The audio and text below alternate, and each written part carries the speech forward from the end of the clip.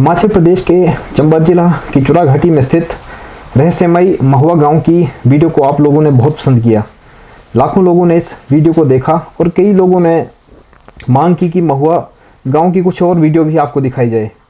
तो दोस्तों, इसी कड़ी में मैं आपको एक काफ़ी रोमांचक वीडियो लेकर के आ रहा हूं। आपको ये जान करके हैरानी होगी कि महुआ गांव से करीब 6 किलोमीटर ऊपर एक नाग देवता का तीर्थ है।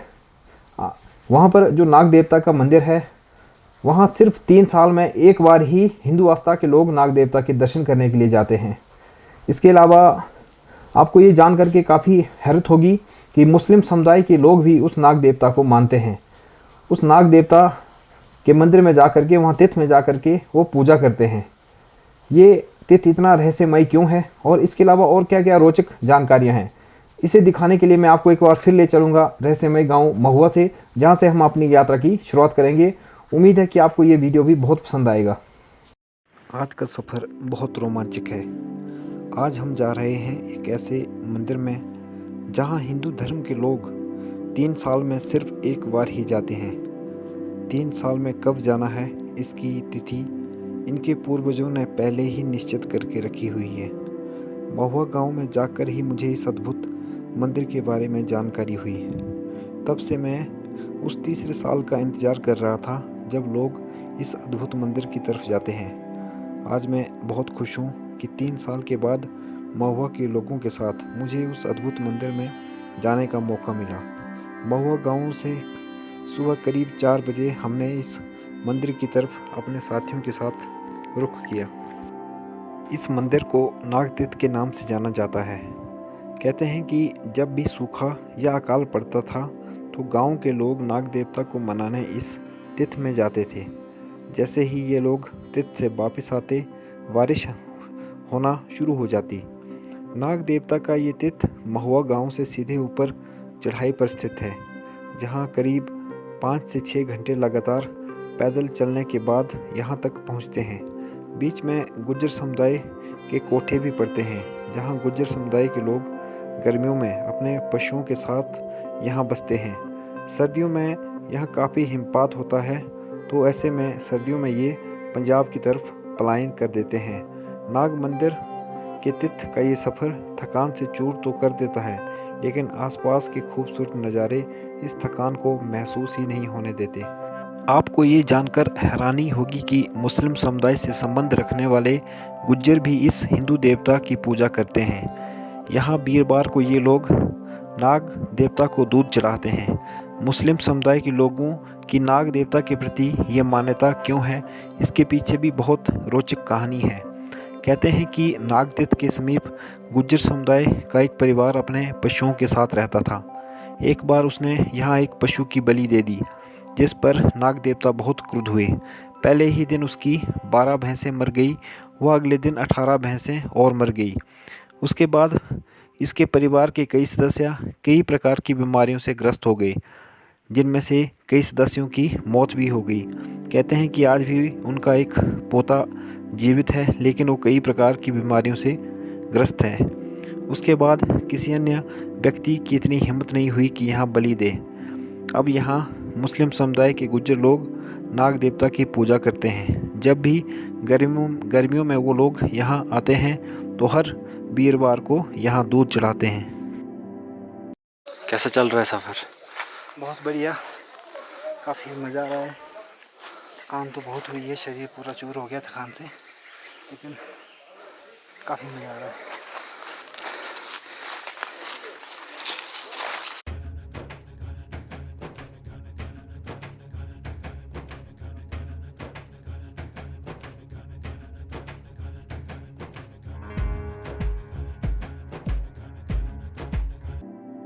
हम नागतीर्थ के बिल्कुल करीब थे। कहते हैं यहाँ 2 नागतीर्थ हैं, एक जो सबको मिलता है, दूसरा वो जो सिर्फ किसी किसी को मिलता है।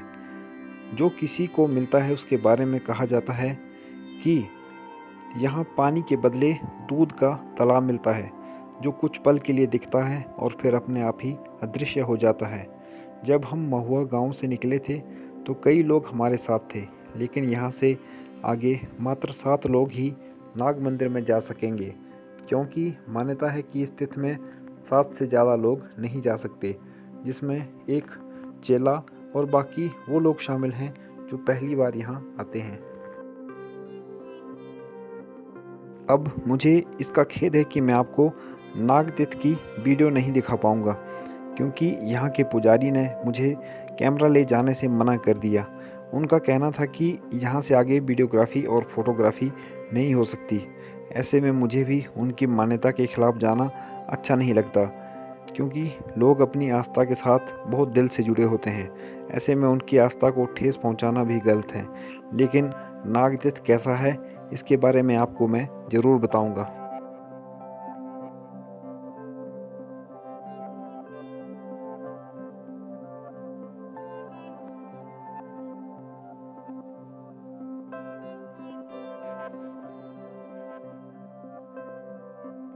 जब मैं वहाँ पहुँचा तो देखा कि नागतीर्थ के चारों तरफ पेड़ गिरे थे, जहाँ तक किसी पशु का पहुँचना भी मुश्किल था।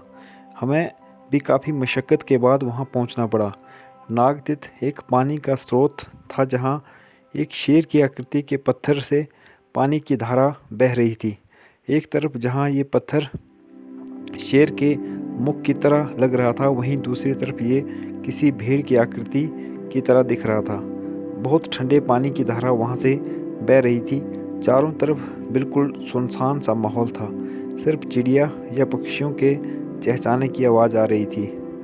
मैंने झुककर देखा तो वहाँ पानी के स्रोत के नीचे कुछ मूर्तियाँ दिखाई पड़ी। ये मूर्तियाँ कब की हैं, किसने स्थापित करवाई, इतनी ऊंचाई पर कैसे स्थापित हुई, किसी को जानकारी नहीं। यहाँ जोर से बातचीत करना भी मना है, शोर करना भी मना है। हम सभी ने नागतीर्थ के दर्शन किए और चुपचाप यहाँ से वापस आ गए।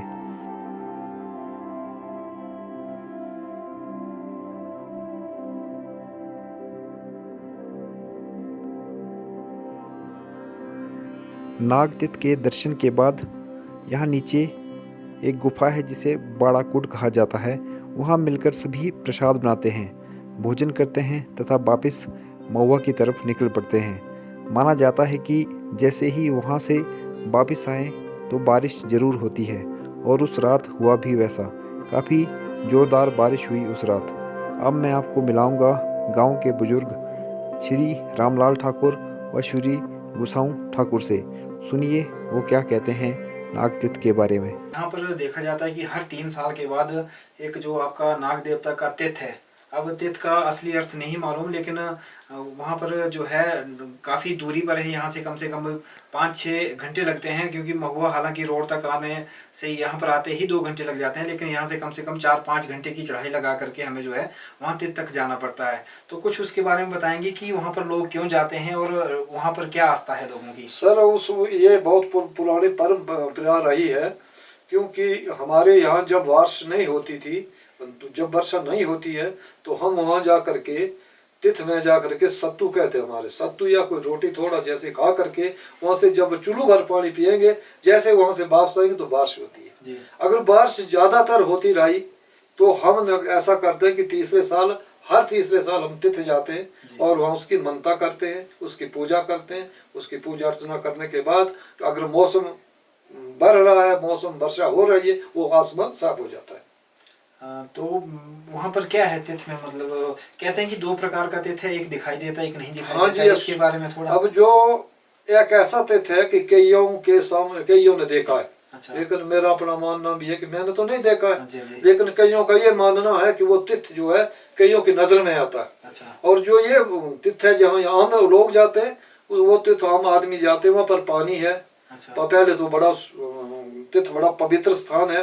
वो ऐसा था कि बिल्कुल बंद था, लेकिन अब गुज्जर बस्तियां वो बसी है, जिससे माल मवेशी जाने से थोड़ी वहाँ पर नुकसान वो लोग करते हैं।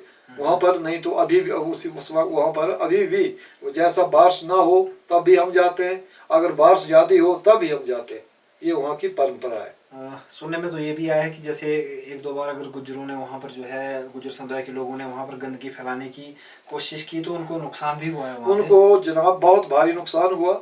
कई बार एक गुज्जर ने वहाँ पर एक इस झोटू की बलि दी थी, तो वहाँ पर उसकी 12 भैंस एक बार गई, 18 भैंस दूसरी बार गई, और उस गुज्जर का पूरा परिवार ही वैसे खत्म समझो। अभी उसका पोतरा भी यानी वो ऐसा है कि अंगहीन है, वो बिल्कुल चल फिर नहीं सकता, नौजवान था।